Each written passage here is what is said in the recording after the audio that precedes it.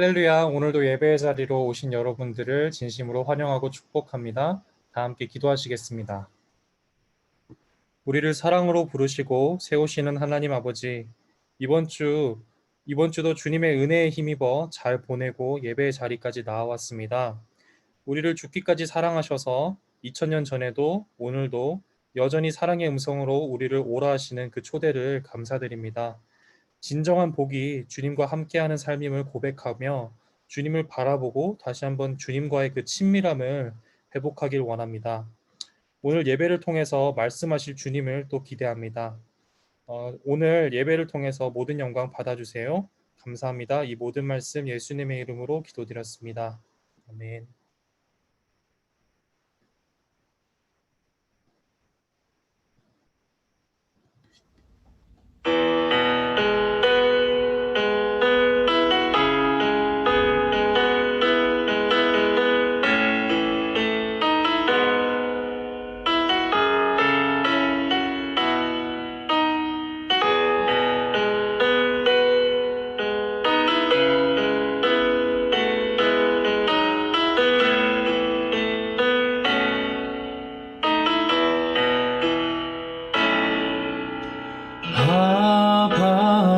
아버지, 아버지, 나를 안으시고 바라보시는 아버지, 아버지,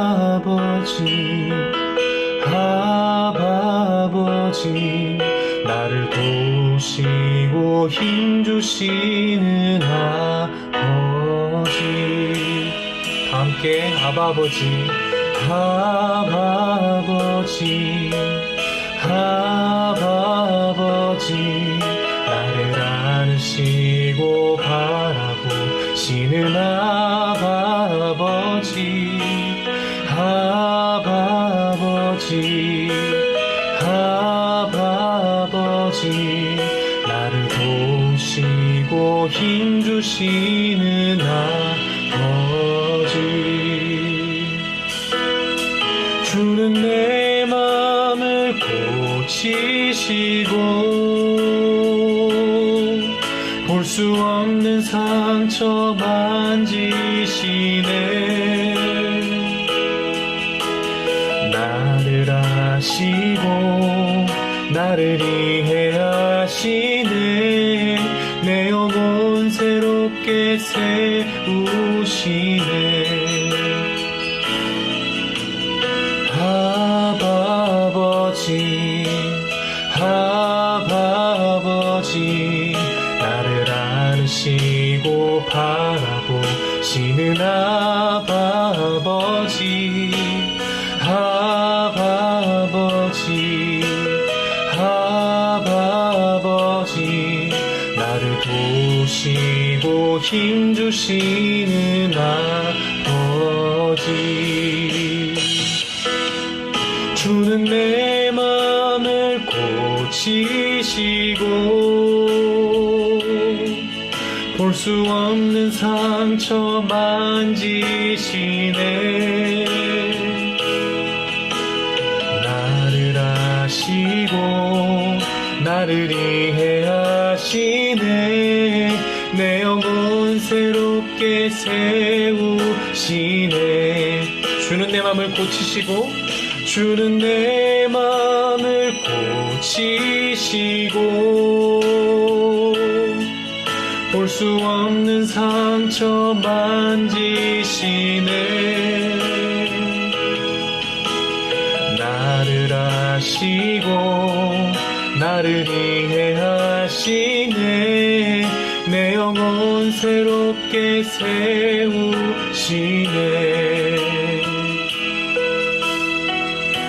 저희 모두 이 시간 잠시 눈을 감고 우리 영혼을 소생시키시고 우리가 주님께 나아갔을 때 정말 보이고 보이지 않는 그 모든 상처 어루만지시며 다시 세임 주시는 우리 아바 아버지를 기억하시며 주님께 나아가시는 시간 되었으면 좋겠습니다. 다 함께 기도하시겠습니다.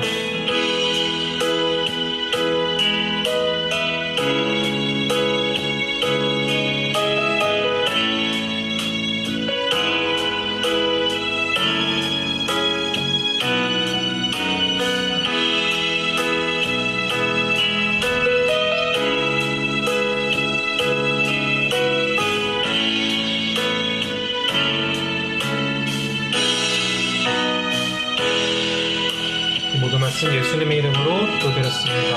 아멘.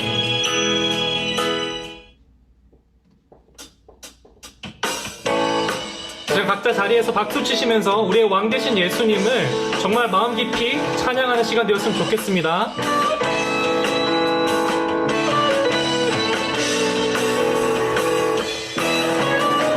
찬양하세 찬양하세 왕께 소리 높여 찬양 드리세 찬양하세 찬양하세 찬양하세 왕께 소리 높여 찬양 드리세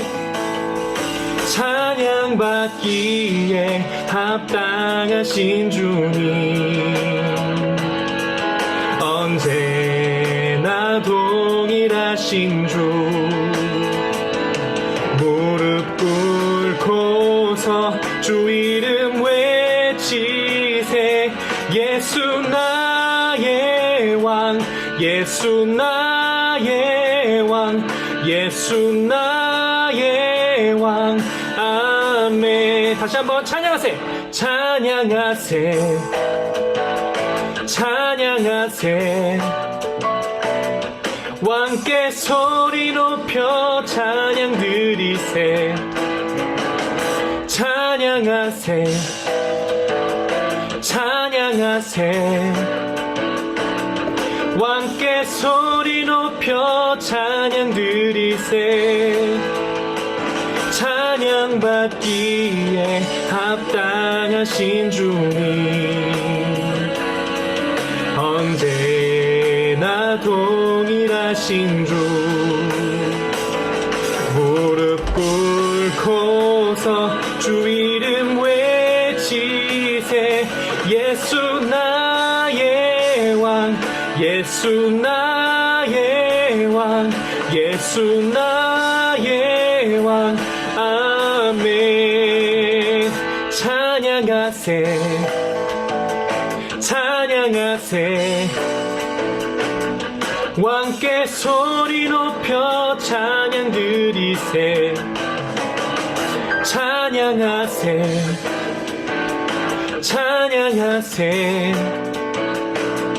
왕께 소리 높여 찬양 드리세 찬양받기에 찬양받기에 합당하신 주님 언제나 동일하신 주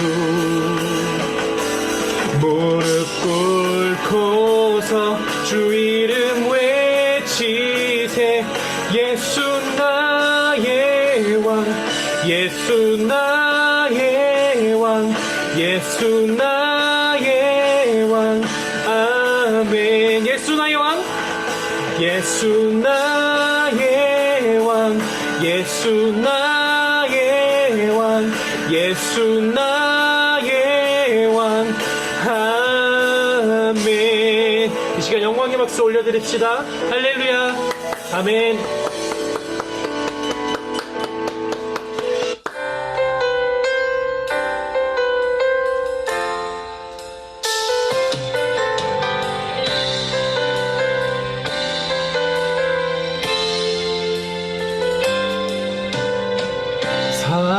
사랑하는 나의 아버지 이름 높여드립니다 주의 나라 찬양 속에 임하시니 능력에 주께 찬송하네 전능하신 하나님 찬양 언제나 동일하신 주 전능하신 하나님 찬양 영원히 다스리네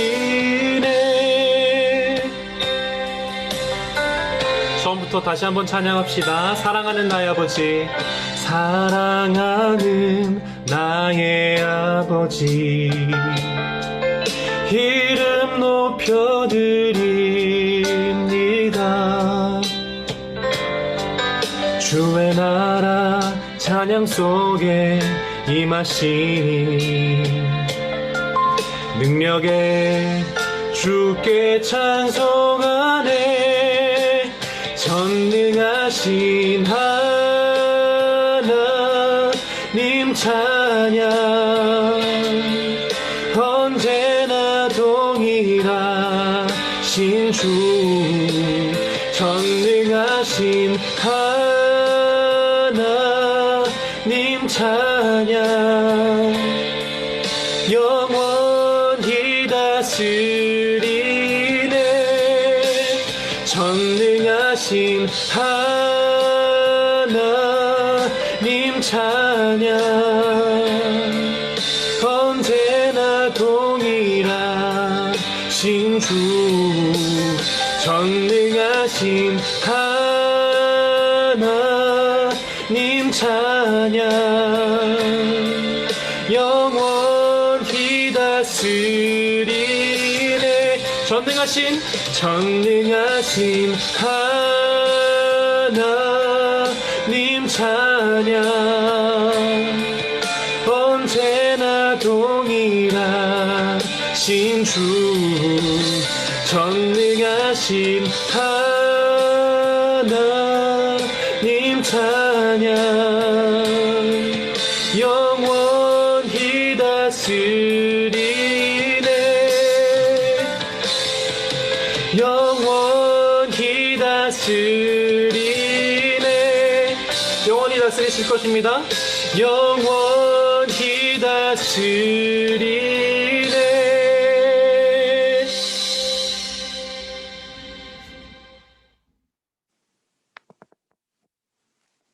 사랑과 은혜의 하나님, 지난 한 주간도 언제나처럼 우리와 함께 동행하시며 인도해 주시니 감사합니다. 우리로 하여금 하나님의 복음을 듣게 하시고 하나님을 아버지라 고백하게 하시니 모두 주님의 은혜입니다. 코로나로 인하여 한자리에 모여 예배드리지 못하고 있습니다. 저희들은 하나님의 계획하심이 어떤 것인지 잘 모르고 있지만 이 일로 인하여 일상의 평범함이 얼마나 감사한 일인지 깨닫게 되었습니다. 지금 한 자리에 모여 예배드리지는 못하지만 어느 자리에 있든지 신령과 진정으로 오직 하나님께 영광 드리는 예배 되게 하소서. 힘들고 어려운 가운데에서 온라인 예배를 드리게 하시니 감사합니다. 어느 자리에 있든지 마음만은 모두 함께 있게 하시고 서로를 위해 항상 중보하는 공동체 되게 하소서. 선하신 하나님께서 우리와 함께 하시며 동행하심을 믿습니다. 힘들고 어려울지라도 상황에 불평하지 않고 하나님과 함께 걸으며 모든 것을 이겨내게 하소서. 이 시간 말씀 전하시는 목사님께 하나님께서 함께 하셔서 영육간에 강건하게 하소서. 말씀이 우리의 삶이 되어 삶을 통하여 세상에 하나님의 사랑을 선포하고 자랑하는 참된 그리스도인 되게 하소서. 새롭게 시작하는 이 한 주 하나님의 자녀로서 하루하루 기쁨과 감사로 살겠습니다. 하나님께서 주신 말씀을 기억하고 그 말씀대로 순종하는 한 주 되기를 기도합니다. 사랑 많으신 예수님 이름으로 기도드립니다. 아멘. 아멘. 네, 지수자매 너무 감사합니다. 은혜로운 기도 해주셔서 너무 감사드립니다. 네, 여러분 반갑습니다. 한 주간 잘 지내셨어요? 우리 한번 주위 사람들 보시면서 인사하셨으면 좋겠고요. 혹시 카메라를 켜는 걸 깜빡하신 분들은 이 시간 카메라를 켜주셔서 서로의 얼굴을 한번 확인하면 좋은 시간이 될 것 같습니다. 한번 우리 반가운 이름들 불러가면서 한번 인사했으면 좋겠습니다. 여러분 반갑습니다. 네, 너무너무 반갑습니다. 오늘 또 예배위원으로 수고해 주시는 우리 병현 회장님이나 우리 우석 형제나 승윤 형제 모두 너무 반갑고요. 또 지수자매 또 해주셔서 기도해 주셔서 너무나 감사드리고 또 우리 곳곳에서 또 예배 드리러 나오신 형제자매님들 너무너무 반갑습니다. 제가 이름을 한 분 한 분씩 다 불러가면서 인사를 드리고 싶지만 만약에 우리가 같이 만나서 교회에 있었으면 한 분 한 분 찾아가서 인사를 했겠지만 그러지 못해서 너무나 아쉬운 시간입니다. 그래도 이 시간 우리가 함께 매주 모이는 것이 너무나 감사하고 은혜인 것 같습니다. 저도 이번 한 주간, 지난 한 주, 특별히 우리 모공과 함께하는 특별 새벽 기도로 한 주간 드려졌는데, 저는 이제 교회를 지키면서 또 유튜브 방송을 직접 송출시키면서 너무 아쉽더라고요. 왜냐면은 예년 같았으면은 우리가 서로 월화수목금 토까지, 토는 뭐 교회에서 밥을 먹었겠지만 월화수목금 함께 칙필레도 가고 뭐 어디 베이글도 먹으러 가고 함께 교제했던 그런 시간들이 정말 큰 재미였고 즐거움이었는데 올해는 또 그러지 못해서 너무나 아쉽습니다. 하지만 우리 지수자매가 기도해 준 것처럼 우리의 그런 일상, 너무나 당연했던 거를 뒤돌아볼 수 있는 좋은 시간인 것 같습니다. 그리고 무엇보다도 이 시간 나의 개인 신앙생활은 어떤지 다시 점검할 수 있는 그 기간이 너무나 기약 없이 길어지고 있지만 또 그 하나님께서 허락해 주신 상황에 충실하게 반응하면서 각자의 자리에서 신앙생활 해나가는 여러분들 되셨으면 좋겠습니다. 또 이렇게 예배에 나와서 청년부 예배는 물론이고 주일 예배는 물론이고 청년부 예배까지 이렇게 나와서 함께 교제하고 말씀 안에 함께 할 수 있음에 너무나 감사한 것 같습니다. 여러분 또 이후에 있을 목장 모임에서도 정말 은혜로운 시간들 되기를 바랍니다. 이 시간 함께 하나님의 말씀 보는 시간 갖도록 하겠습니다. 우리 하나님의 말씀 요한복음 4장 43절에서 54절까지 말씀입니다. 다 함께 성경책 있으시면은 개역개정 성경으로 저는 스크린을 준비했거든요. 함께 보시면서 한 목소리로 읽어 나아가시면서 우리 주님 앞에 말씀으로 나아갔으면 좋겠습니다. 요한복음 4장 43절에서 54절까지의 말씀 제가 또한 읽을 텐데 여러분들께서도 큰 목소리로 함께 각자의 자리에서 입을 뻥긋뻥긋 하시면서 화면에도 보일 수 있도록 함께 큰 목소리로 그렇게 읽어 나아갈 때에 그 또 말씀이 우리 안에 더 잘 들어올 줄로 믿습니다. 다 함께 43절 합심해서 읽도록 하겠습니다. 이틀이 지남에 예수께서 거기를 떠나 갈릴리로 가시며 친히 증언하시기를 선지자가 고향에서는 높임을 받지 못한다 하시고 갈릴리에 이르심에 갈릴리인들이 그를 영접하니 이는 자기들도 명절에 갔다가 예수께서 명절 중 예루살렘에서 하신 모든 일을 보았음이더라. 46절 예수께서 다시 갈릴리 가나에 이르시니 전에 물로 포도주를 만드신 곳이라. 왕의 신하가 있어 그의 아들이 가버나움에서 병들었더니 그가 예수께서 유대로부터 갈릴리로 오셨다는 것을 듣고 가서 청하되 내려오셔서 그 아들의 병을 고쳐주소서 하니 그가 거의 죽게 되었음이라. 예수께서 이르시되 너희는 표적과 기사를 보지 못하면 도무지 믿지 아니하리라. 신하가 이르되 주여 내 아이가 죽기 전에 내려오소서. 예수께서 이르시되 가라 내 아들이 살아있다 하시니 그 사람이 예수께서 하신 말씀을 믿고 가더니 내려가는 길에서 그 종들이 오다가 만나서 아이가 살아있다 하거늘 그 낫기 시작한 때를 물은즉 어제 7시에 열기가 떨어졌나이다 하는지라. 그의 아버지가 예수께서 내 아들이 살아있다 말씀하신 그 때인 줄 알고 자기와 그 온 집안이 다 믿으니라. 이것은 예수께서 유대에서 갈릴리로 오신 후에 행하신 두 번째 표적이니라. 아멘. 오늘 함께 요한복음 말씀을 함께 읽었는데요. 오늘 이적이 아닌 표적을 향하여 라는 제목으로 함께 말씀 들으면서 은혜 받기를 원합니다. 지난주 저희가 요한복음 2장에 있는 가나의 혼인잔치 말씀을 함께 살펴보았습니다. 이제 요한복음이 쓰여진 그 목적 자체가 여러분들 기억하시나요? 요한복음 20장 31절의 말씀인데요. 20장 31절의 말씀을 보면 요한이 요한복음을 쓴 목적이 나와 있습니다. 제가 스크린을 다시 한번 띄워드릴게요.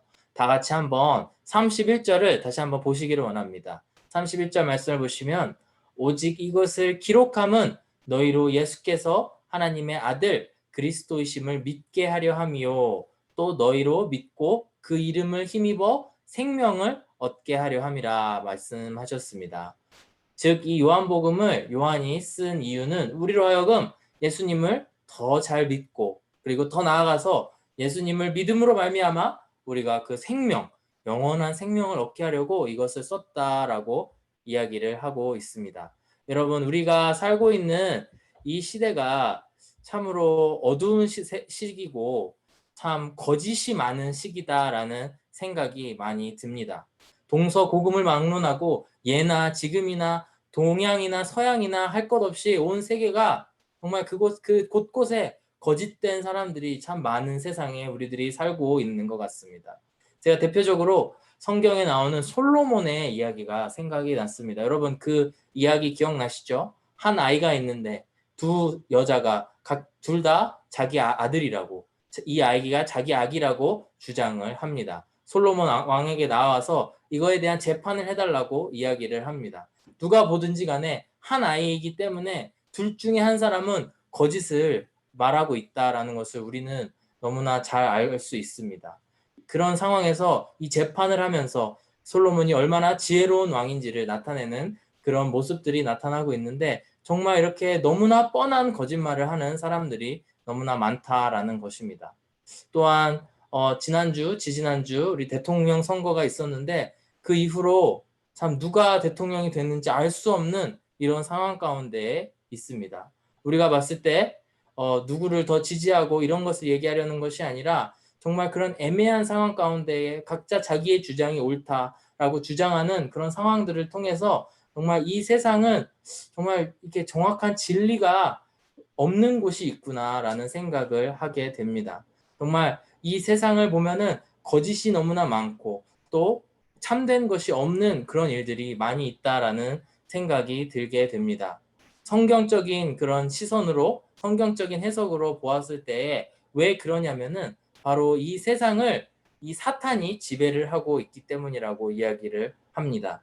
요한복음 8장 44절의 말씀에는 이렇게 이야기를 합니다. 그 이 세상을 통치하고 있는데 그는 거짓말쟁이요 거짓의 아비다 라고 이야기를 하고 있습니다. 이렇게 온 세계가 거짓이 판치고 있는 사이에 정말 이 거짓의 비가 내리고 있는 이 세상에서 우리는 홀로 살아가고 있는데 그 가운데에 이 요한복음의 말씀, 요한복음에 이 쓰여진 목적, 정말 우리로 하여금 예수님을 믿고 그 예수님을 믿음으로 말미암아 생명을 주시겠다라고 하는 이 약속의 말씀이 우리에게는 얼마나 위로가 되는 말씀인지 모릅니다.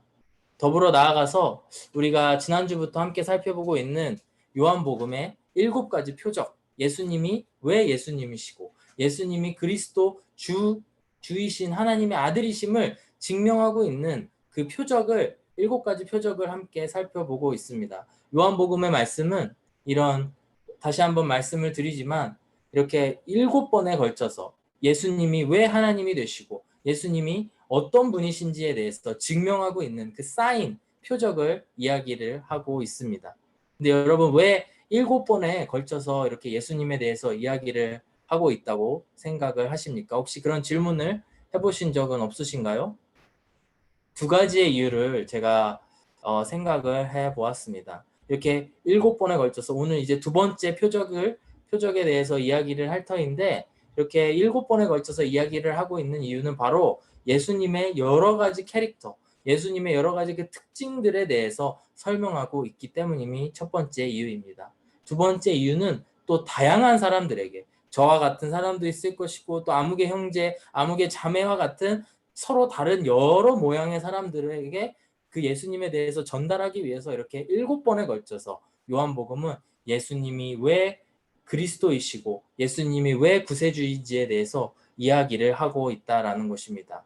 오늘의 말씀을 다 함께 이렇게 성경 봉독으로 읽어보았지만 오늘의 말씀에는 한 사람의 인물이 나옵니다. 그 사람은 바로 어떠한 왕의 신하라는 사람이 나타나고 있습니다. 오늘 함께 읽은 본문의 말씀을 쭉 한번 시간이 되실 때 살펴보시면 총 3개의 신으로, 영어로 따지면 3개의 신으로 이렇게 구별되는 그런 신이 나타나고 있음을 알 수가 있습니다. 우선 43절에서 45절 맨 처음에 이 세 구절에서는 갈릴리로 들어가시는, 이제 요한복음 4장 앞부분에 보시면은 예루살렘에서 사마리아로 오십니다. 사마리아의 그 우물가의 여인을 만나시죠. 그리고 그곳에서 이틀의 시간을 보내시고 그 북부에 있는 갈릴리, 예수님의 고향인 나사렛이 포함되어 있는 그 갈릴리 지방으로 올라오십니다. 그리고 그곳에서 많은 예수님을 영접하는 무리들이 예수님을 환영하고 예수님을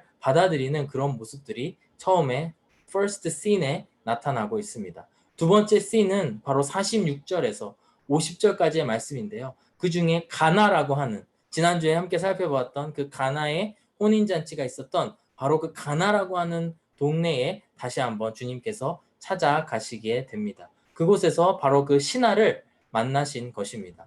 그리고 마지막 세 번째로는 그 신하와 헤어지고 나서 그 왕의 신하라고 하는 그 남자가 가버나움, 본인의 아들이 있는, 그 병들어 있는 아들이 있는 가버나움으로 돌아가는 과정에서 있었던 일들을 이렇게 설명을 하고 있습니다. 바로 처음에는 예수님으로 시작했다가 나중에는 이 왕의 신하라고 하는 어떠한 인물로 끝나는 그 스토리가 영화로 따지면은 세 개의 신으로 이렇게 정리되어 있는 그 말씀이라고 할 수 있습니다. 자, 오늘 본문으로 들어가시면서 여러분 아마도 이 말씀이 굉장히 여러분들에게 익숙한 말씀일 수도 있을 거라고 생각됩니다. 하지만 이 말씀을 함께 살펴보시면서 왜 하나님께서 이 말씀을 통하여서 요한을 통해 이것을 쓰시면서 예수님의 표적, 예수님의 사인, 왜 이분이 그리스도이신지에 대한 사인을 보여주셨는지, 어떻게 보여주셨는지에 대해서 함께 살펴보면서 은혜를 나누는 시간이 되었으면 좋겠습니다.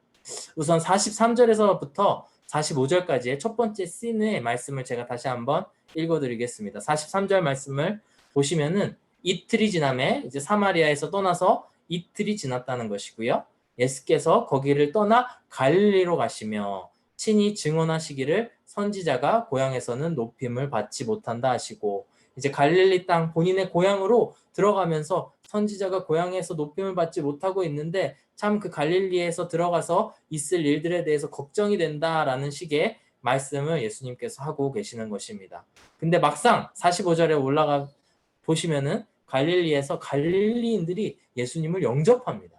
갈릴리에 이르심에 갈릴리인들이 그를 영접하니 이는 자기들도 명절에 갔다가 예수께서 명절 중 예루살렘에서 하신 모든 일들을 보았음이더라 라고 이야기를 합니다. 예수님께서는 갈릴리 땅으로 들어가시면서 많은 그 무리들, 군중들을 마주하게 됩니다. 예수님께서 예상하신 것은 어쩌면 당연한 상식이, 선지자는 그의 고향에서 높임을 받지 못하기 때문에 어찌 보면 그 환영받고 영접할 것을 예수님께서는 기대하지 않으셨을 수도 있습니다. 하지만 정작 예수님을 그들은 환영하고 영접하고 있다라는 것입니다. 여러분, 어떻게 보면은 이 말씀을 보시면서 예수님을 환영하고 영접하는 것이 너무나 당연하고 그분을 영접하는 것이 너무나 당연하다고 생각이 될 수도 있습니다. 하지만 그 동기가 무엇인지에 대해서 45절 뒷부분에 이렇게 이야기를 하죠. 그 이유는 바로 예수님께서 명절 중에 예루살렘에서 하신 일을 보았다. 즉 예수님께서 명절 중에 예루살렘에 가셔서 베푸셨던, 그 일으키셨던 기적들, 다른 말로 이적들을 행하심을 보고 그것으로 인해서 예수님을 그들이 환영을 했다라고 하는 것입니다. 그것이 무슨 뜻이냐면은 바로 이 사람들은 예수님의 예수님됨, 예수님의 그리스도됨에 관심을 갖는 것이 아니고 예수님이 행할 그 기적에 대해서, 어찌 보면은 그 다른 콩고물이나 다른 부차적인 일들에 관심을 가지고 예수님을 바라보고 있었고 그를 통하여서 얻게 될 다른 혜택들을 기대하면서 예수님을 영접했다라고 하는 것입니다. 그 가운데에 한 남자가 섞여 있었는데요. 바로 46절 이하에 나오는 그 한 신하, 왕의 신하라고 하는 사람이 섞여 있습니다. 그것은 그 많은 군중 가운데에, 군중 심리 가운데에 그들 안에 섞여서 그들의 생각이 옳고 그름을 따지지 아니하고, 요한은 분명히 이야기하고 있습니다. 그들의 동기가 잘못되었고 그들은 예수님을 기다린 것이 아니고 예수님을 통하여서 얻게 될 그 이적을 통해서 얻게 될 그 부차적인 것을 기다리고 있었다라고 이야기하는데, 이 한 남자는 바로 이 군중 가운데에 섞여서 그들을 기다리고 있었다라는 것입니다. 군중 심리라는 말이 있죠, 여러분. 군중 속에 우리가 섞여 지내다 보면은 내 생각과 상관없이 타인들, 옆에 있는 사람들이 하는 말들을 통하여서 나도 그들과 동화되는 그런 모습을 군중 심리라고 표현을 합니다. 저는 대표적으로 제가 군대에 갔을 때에, 군대에 이제 입대하기 전에 그런 말들을 많이 들었습니다. 너 눈에 띄게 행동하지 말고 그냥 딱 중간만 해라 라고 이야기를 많이 들었습니다. 사실 군대에서 그 조언은 굉장히 저에게 큰 도움이 됐습니다. 왜냐하면은 너무나 잘하면은, 눈에 띄게 잘하면은 그 주위에 있는 군대에 있는 사람들이 너무나 많은 일을 저에게 시킬 것만 같았습니다. 실제로 너무 뛰어나 보이는 사람들을 그렇게 조교들이 그들을 많이 시키고 힘들게 하는 모습들을 많이 보았습니다. 반대로 너무나 못하면, 뒤떨어지면은 또한 그로 인해서 많은 불이익을 당하게 되기 때문에 딱 중간을 하는 것이 너무나 편하게 되는 것이 사실임을 깨달았습니다. 사실 저는 나이도 많을 때 같고 또 체력도 약해서 정말 죽도록 열심히 했는데 딱 중간밖에 못 하더라고요. 그래서 딱 중간 안에 있어서 군 생활을 좀 나름 잘 했던 것 같은데, 이런 모습들, 군중 심리, 군중 안에 섞여 있으면은 편하다라는 그런 인간적인 말들이 있습니다. 또 우리가 관료주의라는 말들이 있죠. 공무원 사회에서도 그 군중 안에 섞여서 딱 사람들이 하는 그 중간만 해라. 그 군중들이 생각하는 것들이, 그 관료들이 생각하는 것들이 옳고 그른지를 판단하지 말고 그저 그 가운데에 섞여서 그들처럼 행동하고 그들 중에 원오브댐이 되어서 있어야지 편하다라고 하는 것입니다. 어찌 보면 이러한 관료주의, 이러한 어떤 그 공무원 사회에서 팽배한, 그 군대에서도 팽배한 그런 모습들 때문에 여러분, 커뮤니스트라고 하는 그 공산주의가 망할 수밖에 없었던 그런 이유가 바로 그런 것에 있는 것 같습니다. 우리가 군중 속에 숨어 지내게 되면은 참 인생은 편하게 살 수 있을지 모릅니다. 하지만 우리가 군중 속에 있다면 우리의 신앙생활이 그런 신앙생활을 하게 된다면 우리들의 신앙은 영원히 성장할 수 없고 어찌 보면은 예수님을 제대로 만날 수 없는 그런 불행한 일들이 일어날지도 모른다라는 것입니다. 왜냐하면은 신앙이라고 하는 것은 전적으로 예수님과의 개인적인 personal relationship, 개인적인 관계에 있기 때문입니다. 누군가가 나를 끌어주고 또 내가 누군가를 끌어주는 그런 일들이 참 중요하지만 결정적인 순간에는 타인으로 인한 것이 아니고 나와 하나님과의 관계, 군중 속에 섞여 있어서는 절대로 예수님을 만날 수 없다라는 것입니다. 우리의 신앙생활은 더욱더 능동적으로 움직여야 됩니다. 저도 참 수동적인 부분이 많은 사람인데 늘 신앙생활에서는 능동적이 돼야 함을 여러분들에게 말씀을 드리고 싶습니다.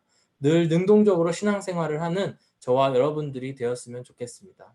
바로 이 군중들, 예수님을 영접하는, 그러나 그들의 동기는 잘못된 그런 군중들 사이에 이 한 남자, 왕의 신하라고 불리는 한 남자가 섞여 있었습니다. 그리고 그는 이 예수님께서 예루살렘에서 엄청난 기적들을, 여러 가지 병고침도 일으키시고 여러 가지 놀라운 일들을 벌이신 일들을 하고 다시 고향인 갈릴리 그리고 가나로 오고 계시는 예수님에 대한 소문을 들은 한 남자가 있었습니다. 그 남자는 이제 예수님을 46절에서 보시면 찾아가게 되는데 바로 그 이유는 그 아들이 너무나 병들었기 때문입니다. 46절 말씀을 함께 보시면요. 예수께서 다시 갈릴리 가나에 이르시니 전에 물로 포도주를 만드신 곳이라. 왕의 신하가 있어 그의 아들이 가버나움에서 병들었더니라는 말이 나오고 있습니다. 예수님에 대한 소문이 갈릴리에 가득 퍼졌습니다. 그리고 그 소문을 들은 이 왕의 신하는 어쩌면 그 예루살렘에서 병고침을 일으키셨던, 그 기적을 일으켰던 이분이 내 아들을 고쳐주실지 몰라. 정확한 이분에 대한 믿음이 있었던 건 아니지만 그 군중들이 생각하고 있었던, 군중들이 기대하고 있었던 그것 때문에 예수님을 찾아가게 되었던 것입니다. 근데 여기서 보시면요. 가버나움에서 가나까지 예수님을 찾아왔다라고 46절을 보면은 이야기를 하고 있는데, 이를 통해서 굉장히 이 왕의 신하가 간절했음을 알 수 있습니다. 여러분, 이 기록들에 보면은 가버나움과 가나의 거리는 대략 40km 정도, 25마일 정도 되는 거리라고 합니다. 보통 우리가 열심히 걸어가면은 며칠 안에 25마일을 걸어갈 수 있을까요? 하루 종일 걸으면. 근데 실제로 그곳에 있는 이스라엘에 있는 그 지형들을 살펴보았을 때 대략 이틀 이상 걸리는 그런 지역이라고 합니다. 그러니까 오늘날로 따지고 보면은 엄청나게 먼 거리라고 할 수 있죠. 오늘 제가 예배가 끝나고 바로 자동차를 몰아서 이틀을 달리게 되면은 해가 떠 있는 기간만이라도 이틀을 달리게 되면 제가 아마도 저도 로드 트립을 해봤는데 플로리다나 콜로라도 정도는 갈 수 있지 않나 생각을 합니다. 어찌 보면은 얼마나 먼 거리를 간 거냐면은 콜로라도에 예수님께서 오신다. 플로리다에 예수님께서 오신다. 생각하시고 우리 아들이 고침을 받게 하기 위해서 거기까지 달려간 일을 했던 게 바로 이 왕의 신하라고 하는 것입니다. 그는 간절한 마음을 가지고 예수님을 찾아갔습니다. 그리고 그 가운데에 47절 이하의 말씀을 보시면은 47절 말씀 함께 보시겠습니다. 그가 예수께서 유대로부터 갈릴리로 오셨다는 것을 듣고 가서 청하되 내려오셔서 내 아들의 병을 고쳐 주소서 하니 그가 거의 죽게 되었음이니라. 그가 이제 예수님을 찾아가서 너무나 간절하게 빈 것입니다. 예수님, 우리 아들이 죽게 생겼습니다. 제발 고쳐 주시옵소서. 우리가 살다 보면은 참 내 힘으로 해결할 수 없는 일들을 만나기 마련입니다. 제가 교회 생활을 오래 하다 보면은 인생에 큰 어려움이 없어서 별로 예수님께 매달릴 필요가 없다라는 식으로 이야기를 하는 사람들을 종종 만나게 됩니다. 사실 저도 그런 사람들 중에 한 사람이었습니다. 하지만 그러다가 같이 이렇게 신앙생활을 하다 보면은 그렇게 평탄했던 한 사람에게 어려움이 닥쳤다는 소식이 들려오기도 합니다. 어떠한 질병이 그를 찾아오고 아니면 어떤 재정적인 어려움이 찾아오거나 아니면 다른 어떤 관계적인 어려움들이 찾아와서 그 사람의 삶이 평탄했던 삶이 무너지게 되는 그런 일들을 보게 됩니다. 그런 일들을 들었을 때에 너무나 안타까운 마음에 그 형제나 그 자매를 위해서 기도를 해주면서도 동시에는 이런 생각이 들게 됩니다. 이제 예수님을 간절하게 구할 타이밍이 왔구나. 예수님을 이제는 간절하게 찾겠구나 하는 생각을 하게 되는 것입니다. 사랑하는 여러분, 이 왕의 신하라고 하는 사람은요, 예수님에 대한 정확한 믿음이 있었던 사람은 아닙니다. 하지만 이 사람이 너무나 간절하고 그 아들이 죽게 생겼기 때문에 그 상황 가운데에 예수님으로 찾아오는 선택을 하게 되었던 것입니다. 우리들도, 저와 여러분도 늘 우리가 힘들 때에 정말 사람을 의지하는 것이 아니고 아니면 어떤 그 큰 기관이나 어떤 다른 것을 의지하는 것이 아니고 정말 하나님 앞에 간절한 마음으로 이 사람처럼 나아가는 저와 여러분들이 되셨으면 좋겠습니다. 그래서 이분이 간절하게 찾아가서 47절에서 이렇게 청합니다. 내려오셔서 내 아들의 병을 고쳐주소서. 예수님께 오셔서 예수님, 저 멀리 이틀 거리에 있는 아들에게 오셔서 제발 당신의 능력으로 이 사람을 고쳐주시옵소서라고 이야기를 합니다. 그랬더니 예수님께서는 48절에서 이렇게 말씀을 하십니다. 너희는 표적과 기사를 보지 못하면 도무지 믿지 아니하리라 이야기를 합니다. 어찌 보면은 예수님께서 하신 이 말씀이 너무나 뜬금없고 참 차가운 말씀처럼 들릴지도 모르겠습니다. 예수님께서는 이 사람을 보시면서 너가 표적과 기사를 쫓는 거에 대해서 어떻게 보면은 그 기적적인 그런 사건들을 기다리고 쫓는 것을 보시면서 정말 너의 중심이 잘못되었다라는 것을 짚어주십니다. 하지만 그러시면서도 50절 말씀에서 보시면 가라 내 아들이 살아있다 하고 고쳐주시는 것을 알 수 있습니다. 참 이 왕의 신하라고 하는 사람을 보면요. 이 사람의 그런 예수님에 대한 이해, 예수님에 대한 생각이 얼마나 잘못되어 있는지에 대해서 알 수 있습니다. 우선 첫 번째로는 이 사람은 예수님이 하나님 되심을 생각하지 않고 있는 사람이라는 것입니다. 이 사람은 예수님께 직접 와달라고 요구를 합니다. 예수님은 어떤 분이시냐면 어떤 곳에서든지 말씀으로 다른 사람들을 치유할 수 있는 분이십니다. 하지만 이 사람은 하나님이심을 그가 무소부재하신 어느 곳에서나 계시는 하나님이심을 잊어버리고 아니면 알지 못하고 예수님께서 직접 와달라고 그에게 청하고 있습니다. 또한 49절에 보시면은 내 아이가 죽기 전에 꼭 내려와 주십시오라고 이야기를 합니다. 이걸 통해서 예수님께서는 그 시간과 또한 죽음과 생명까지도 주관하신 하나님이심을, 죽은 사람도, 죽은 나사로도 고치신 예수님인데 죽은 사람들까지도 고치시는 사람이심을 생각하지 못하고 있다라는 것입니다. 마태복음 8장에 보시면은 너무나 비슷한 사람이 나오는데요. 백부장이라는 사람이 나옵니다. 백부장 또한 그 나라의 녹을 먹고 있는 그 군대에 속한 사람인데 이 백부장은 예수님께 엄청난 칭찬을 받습니다. 이스라엘의 그 어떤 사람들보다도 이만한 믿음을 보지 못했다 이야기를 하는데 그는 예수님에 대해서 뭐라고 하시냐면요. 예수님께서 너희 집에 가겠다라고 말씀을 하시는데 반대로 이 백부장은 예수님 오지 마십시오. 그저 말로만 말씀으로만 말씀하시고 그 하인을 낫게 하여 주시옵소서라고 이야기를 했더니 예수님께서 이러한 믿음을 가진 사람을 본 적이 없다라고 말씀을 하시면서 내 믿음대로 될지어다라고 말씀을 하시는 것입니다. 즉 예수님께서는 정말 우리가 예수님의 그 정확한 아이덴티티, 예수님이 어떤 분이신지를 깨닫지 못하고 알지 못하고 예수님께 다가가게 된다면 우리들은 정말 이런 우를 범할 수 있다라고 하는 것입니다. 사랑하는 여러분, 예수님께서는 정말 진정한 하나님이 되심을 이 자리에서 보여주고 계십니다. 그 어느 자리에서든지 말씀으로 사람의 병을 고치실 수 있고 심지어 죽음까지도 생명으로 이끄실 수 있는 분이 예수님이라는 것입니다. 그분께서는 표적과 기사를 쫓는 사람들까지도 이렇게 도와주시고 지켜주시는 분이라는 것입니다. 그러면서 50절 말씀을 보시면은 예수께서 이르시되 가라 내 아들이 살아있다 하시니 그 사람이 예수께서 하신 말씀을 믿고 가더라 라고 이야기를 합니다. 이 사람은 예수님께서 하신 말씀을 받아들이고 그 발걸음을 다시 한번 가버나움으로 가게 된다라는 것입니다. 사랑하는 여러분, 이 사람은 이 신하라고 하는 사람은 정말 그 예수님의 본질을 쫓은 것이 아니고 예수님의 표적을 쫓은 것이 아니고 예수님께서 행할 그 이적을 쫓아갔다라는 것입니다.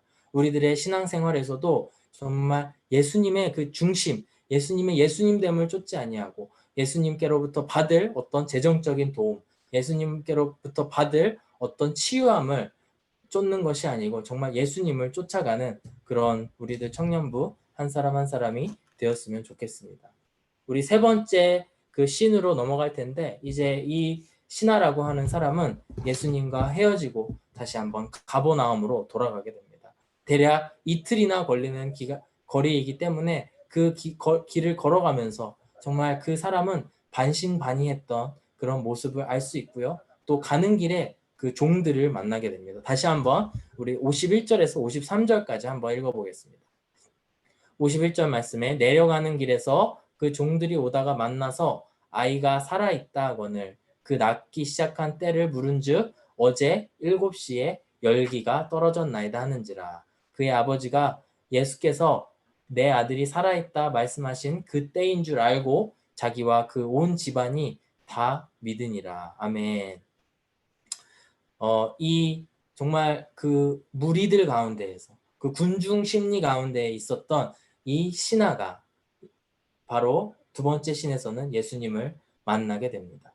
예수님을 만나게 되고 예수님께 구하게 됩니다. 그랬더니 예수님께서 응답하시기를 말씀하시기를 너의 아들이 나았다라고 이야기를 합니다. 하지만 이 신하는 그 예수님의 말을 온전히 믿지는 않았던 것 같습니다. 그걸 어떻게 하냐면은 가는 길에 그 아이가 살아있다라는 소식을 듣게 됩니다. 만약에 예수님께서 하셨던 말씀을 그대로 믿고 정말 그 확신에 가득 찼던 사람이면은 이렇게 대답했을 겁니다. 거봐라, 거봐라, 내가 그럴 줄 알았다. 예수님께서 그렇게 말씀하셨다라고 이야기를 했을 텐데 오히려 되묻습니다. 몇 시에 그런 일이 있었니? 몇 시에 예수님께서 몇 시에 아들의 병이 낫기 시작했니? 라고 물으니 7시라고 대답을 하는 것입니다. 그제서야 7시라고 하는 것은 오후 1시 정도를 이야기한다고 합니다. 오후 1시부터 아들이 낳기 시작했다라는 소식을 듣고 나서 이 사람은 예수님께서 말씀하신 그 시간과 이 아들이 낳았던 그 시간이 맞아 떨어지는구나. 정말 이분이 그분의 말씀을 통하여서 이 아들이 낳게 되었고 그로 말미암아 이 예수님이 진정한 하나님이시고 또 우리를 구원해 주실 그 그리스도이시구나라는 것을 알게 되었다라는 것입니다. 사랑하는 여러분, 우리의 신앙생활을 한번 돌이켜 보았으면 좋겠습니다. 우리들도 늘 그 군중심리 가운데에 살아가면서 군중심리 가운데 살아가면서 정말 무엇이 옳고 그름보다는 정말 하나님께 옳고 그름보다는 정말 그 군중들이 생각하는 그런 것들을 쫓아서 살아간 그런 신앙생활의 시간들이 있을 줄로 압니다. 하지만 우리가 어려움을 겪게 되었을 때에 예수님을 찾아갈 수밖에 없고요. 찾아가서 예수님을 대면하고 personally 개인적으로 예수님을 만나게 되었을 때 예수님께서 우리에게 바른 길로 우리를 바른 길로 인도해 주신다는 것입니다. 그리고 시간이 지났을 때에 우리는 비로소 알게 된다라는 것입니다. 예수님밖에 없음을, 예수님께서 진정한 하나님이심을 알게 된다라고 하는 것입니다. 사랑하는 여러분, 오늘날에도 이런 기적들이 있다고 생각을 하십니까? 제가 자주 이렇게 읽는 책 중에 신학서적인데요. 기적의 은사는 오늘날에도 있는가라는 참 어려운 주제를 다룬 책이 있습니다. 병고침이나 예언이나 어떤 귀신을 내쫓는 축귀나 이런 은사들이 예수님 때에는 분명히 있었는데 오늘날에도 있냐라는 것입니다. 이런 거에 대한 서로 다른 의견을 가진 4명의 신학자가 서로의 의견을 나누는 책이 바로 이 기적의 은사는 오늘날에도 있는가라는 책인데요. 크게 4가지의 그들의 입장이 있지만 저는 이것을 3가지의 큰 입장이 있습니다. 하나님의 은사, 그런 병을 고치는 은사는 완전히 끝났다라는 그룹이 있고요. 또 한 축은요. 가능하지만 굉장히 조심해야 된다. 영어로는 open but cautious. 그렇게 열려 있지만 조심해야 된다라는 입장이 있고요. 반대로 은사주의, 즉 성령을 받은 모든 사람들은 모두 은사가 있어서 방언도 해야 되고 병고침도 해야 되고 그 중에 뭔가 하나는 해야 된다라고 주장을 하는 사람들도 있습니다. 여러분, 어떤 입장이 맞는 입장일까요? 저에게 물어보신다면 저는 이렇게 대답하겠습니다. 잘 모르겠습니다. 그리고 나중에 하나님께서 오시면 하나님을 만나게 되면 그때 뭐가 옳은 건지 우리는 아마 물어볼 수 있을 것입니다. 하지만 저를 포함한 우리 남침내 교단 그리고 많은 복음주의 학자들은 제가 2번째로 소개한 open but cautious 열려 있지만 굉장히 조심해야 된다라는 입장을 가지고 있습니다. 왜 그럴까요? 왜 오픈일까요? 바로 하나님께서는 본인의 구속 사역을 구원의 사역을 하시기 위해서 얼마든지 다시 기적을 베푸실 수도 있다라는 것입니다. 그런 의미에서 이런 기적적인 일들이 우리 삶 가운데에 일어날 수 있음을 저는 믿고 있습니다. 단적으로 이슬람 지역에 그런 중동이나 아프리카 지역에 있는 이슬람 사역을 하시는 선교사님들을 만나게 되면은 이런 동일한 이런 꿈에 대한 간증들을 많이 듣게 됩니다. 어느 날 갑자기 어떤 이슬람 아무개 사람이 와가지고 당신 크리스찬입니까? 물어본다는 겁니다. 맞다, 나는 크리스찬이다 라고 이야기를 하게 되면은 갑자기 자기의 꿈에 대한 이야기를 하는데 갑자기 어린 양의 모습을 한 어떤 그 어린 양이 나타나서 예수를 믿으라 라는 이야기를 했다라는 것입니다. 저는 이런 간증을 여러 번 들어봤습니다. 여러 사람을 통해서 들어봤는데 정말 이 사람을 하나님께서 강권적으로 구속하시기 위해서 이런 기적적인 일들, 정말 이러한 놀라운 일들을 하나님께서 일으킬 수 있다라는 것을 믿게 되었습니다. 하지만 우리는 또한 cautious, 굉장히 조심해야 되는데요. 왜냐하면 우리들의 신앙의 중심이 이런 기적적인 일들이 되어서는 안 되기 때문입니다. 예를 들어서 이 이슬람 속에서 그 꿈에 대한 이야기로 연장해서 이야기하자면 그렇게 1번, 2번 어린 양에 대한 꿈을 꿨다고 해서 그 어떤 사람이 그 이슬람 출신인 그 사람이 계속해서 꿈을 통해서 주님 하나님의 응답을 주시옵소서라고 기도를 한다면 그거는 너무나 한쪽으로 치우친 잘못된 신앙이라는 것입니다.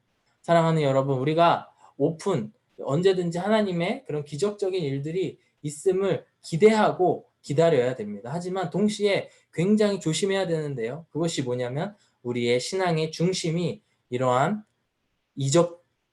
기적적인 일들에 우리의 초점이 맞춰지는 순간 그것 자체가 우상 숭배를 하는 일이 된다라는 것입니다. 아마도 그러한 우리들의 모습 때문에, 그러한 우리들의 빠질 수 있는 함정 때문에 예수님께서는 48절에서 이렇게 말씀하시는 것 같습니다.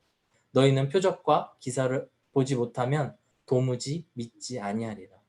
우리 신앙의 중심은 표적과 기사, 즉 이런 기적적인 사건이 아니라, 그리고 그곳에서부터 얻을 수 있는 어떠한 혜택, 어떠한 이득이 아니고 오직 예수님 그분 한 분, 예수님을 바라보는 그런 마음이라는 것입니다. 우리가 어떻게 구원을 받을 수 있겠습니까? 바로 믿음으로 구원을 받을 수 있다라는 것입니다. 그리고 믿음은 어디서 납니까? 바로 하나님의 말씀을 들음에서 난다고 로마서에서는 이야기를 하고 있습니다. 바로 이 왕의 신하처럼 예수님께 다가가고 예수님께 개인적으로 자기 자신을 오픈하면서 말씀 앞에 섰을 때에만이 우리가 온전한 믿음을 가질 수 있고, 그 믿음으로 말미암아 우리가 예수님과 더 가까워지고 또 우리가 구원을 받을 수 있다라는 것입니다. 사랑하는 여러분, 절대로 우리가 이런 기적적인 일들을 바라고 또 그 놀라운 일들을 사모하는 것이 잘못된 것은 아닙니다. 하지만 늘 우리는 조심해야 됩니다. 그 어떤 거라도 예수님을 사랑하는 일, 예수님만 따라가는 일을 앞서 버린다면 그것이야말로 예수님께서 너희가 이적과 표적과 어떤 놀라운 일들만 기다리고 있는구나, 도무지 믿지 아니하리라 라고 이야기하는 그런 예수님의 말씀을 기억해야 되는 줄로 믿습니다. 우리가 예수님을 만난 사람이라면 우리들의 신앙이 점점 성장해야 될 줄로 믿습니다. 이 왕의 신하처럼 처음에 예수님을 찾아왔을 때에는 나의 필요, 나의 부족함, 나의 어떤 질병, 그것들의 고침을 받기 위해서 왔을 수도 있을 것입니다. 하지만 우리가 나날이 신앙생활이 길어지고 또 우리가 점점 예수님을 사랑하게 됨으로 말미암아 우리는 이적이 아닌 어떤 이런 기적적인 일이 아닌 예수님의 예수님 되심, 그 사인 되시는 표적을 쫓아가야 된다라는 것입니다. 사랑하는 여러분들은 어느 인생 가운데에 있습니까? 정말 아직 예수님을 100% 믿지 못하고 있는 상황 가운데에서 예수님께 정말 구할 것을 구하고 있는 그런 이 왕의 신하의 첫 번째 신, 정말 군중 속에 있는 그런 삶 가운데 계십니까? 아니면은 여러분들 가운데 너무나 무언가가 필요하고 갈급하고 간절해서 예수님을 찾아가고 계시는 중에 있습니까? 아니면 마지막으로 나아가서 정말 예수님의 표적을 바라보고 정말 그 온 가족이 예수님을 믿었다라는 기록이 나와 있듯이 예수님을 믿는 믿음 가운데에 계시면서 더 이상 이적을 구하는 것이 아니고 예수님의 표적 대신 예수님의 그 사인을 쫓아가는 여러분들이 되고 계시는지 한번 우리들의 신앙생활을 이 말씀을 통해서 기억했으면 좋겠습니다. 여러분, 우리가 이 성경을 읽으면서 이적, 표적이라고 이렇게 기록되어 있는 원어 헬라어는 바로 시메이온이라고 하는 성경 단어인데요. 나중에 사인이라고 하는 영어 단어의 그런 어원이 된 단어입니다. 근데 이 세메이온이라고 하는 단어는 두 가지로 해석이 됩니다. 바로 영어로 말씀드리면 사인이라는 단어, 정말 그 표적, 표시, 어떤 마크, 그런 단어로 해석이 되기도 하지만 동시에 기적이 되기도 한다라는 것입니다. 이것은 참 아이러니한 그런 이 단어의 어원이라고 생각이 됩니다. 이 한 사건을 바라보면서, 이것을 바라보면서 그 가운데에 그 기적적인 일들만 쫓아가는 여러분이 되는 것이 아니고 그 가운데에 예수님의 예수님 되신, 예수님만을 사랑하는 그런 저와 여러분들이 되시기를 간절히 바랍니다. 사랑하는 여러분, 이적이 아닌 표적을 향해 쫓아가는 바로 그 등대 되시는, 우리의 빛 되시고 생명 되시는 예수님의 중심을 쫓아가시는 저와 여러분들이 되시기를 간절히 축복합니다. 다 함께 기도하겠습니다. 사랑이 많으신 하나님 아버지, 감사합니다. 오늘 두 번째 하나님의 그 표적의 말씀을 통하여서 왜 예수님이 예수님 되심을 이 시간 기억하기를 원합니다. 예수님께서는 무리 중에 있는 우리들을 구원하시기 위해서 이 땅 위에 오셨습니다. 그리고 마침내 우리로 하여금 예수님을 온전히 믿게 하시기 위해서 이 땅에 오신 분이 예수님임을 믿습니다. 그 예수님의 표적을 쫓아가는 우리들 한 사람 한 사람 될 수 있게 주여 인도하여 주시옵소서. 감사드리며 예수님의 이름으로 기도드렸습니다. 아멘. 네, 감사합니다. 이 시간 우리 병현 형제님 나오셔서 광고해 주시겠습니다. 네, 광고하는 시간 갖도록 하겠습니다. 네, 오늘 예배 참석하신 여러분 환영합니다. 그리고 저희 계속 1부, 2부 예배 나눠서 각 65명씩 현장에서 예배 드리고 있으니 신청을 원하시는 분들은 교회 홈페이지 가셔서 신청하시고 예배 참석하시면 되겠습니다. 그리고 저희 청년부 제자훈련 1기 모집합니다. 기간은 이제 12월 3일 목요일부터 시작을 해서 2월 11일 목요일까지 총 9주 코스로 매주 목요일 7시 반 줌으로 진행될 예정입니다. 신청을 원하시는 분들은 구자원 목사님께 11월 28일까지 연락 주시면 되겠습니다. 그리고 저희 매주 중보기도 모임이 있습니다. 네, 7시에 박예은 사모님 인도로 진행되고 있으니 많은 참여 부탁드립니다. 네, 광고 마무리하겠습니다. 감사합니다. 네, 회장님 감사합니다. 여러분 중보기도 모임 활발하게 진행 중에 있습니다. 네, 저도 함께 기도하기도 하고 여러분 중보기도 참여하시는 분들 눈에는 안 보이겠지만 저도 옆에 의자에 앉아서 기도합니다. 네, 근데 여러분들 같이 함께 하실 분들 더 찾고 있으니까요. 기도하고 싶으신 분들 같이 오셔서 함께 기도했으면 좋겠고요. 또 이제 12월부터 같이 제자훈련을 시작하려고 합니다. 네, 정말 더 예수님에 대해서 알아가고 싶으시고 예수님의 제자가 되기를 원하시는 분들은 저에게 개인적으로 연락 주시면은 또 안내해 드리도록 하겠습니다. 네, 이 시간 축도함으로써 우리 청년부 예배 마치고요. 이후에 있을 우리 목장 모임 시간에도 정말 하나님의 은혜를 많이 나누시는 그런 저와 여러분들 다 한 사람 한 사람 되었으면 좋겠습니다. 우리 한 주간도 승리하시고 또 하나님의 그런 보호하심 아래 육적으로나 영적으로나 하나님의 보호하심을 받는 여러분들 한 사람 한 사람 되시기 바랍니다. 예, 기도하겠습니다. 이제는 우리 주 예수 그리스도의 크신 은혜와 성령 하나님의 감화감동 교통하심과 아버지 하나님의 크신 사랑이 주님 더 이상 예수님의 그런 기적을 쫓는 것이 아니고 오직 예수님의 그리스도 되신 그 중심 되시는 그 표적을 구하는 그런 그 사인을 구하는 우리 청년들 한 사람 한 사람 될 수 있도록 영원토록 함께 하옵시기를 간절히 축원하옵나이다. 아멘.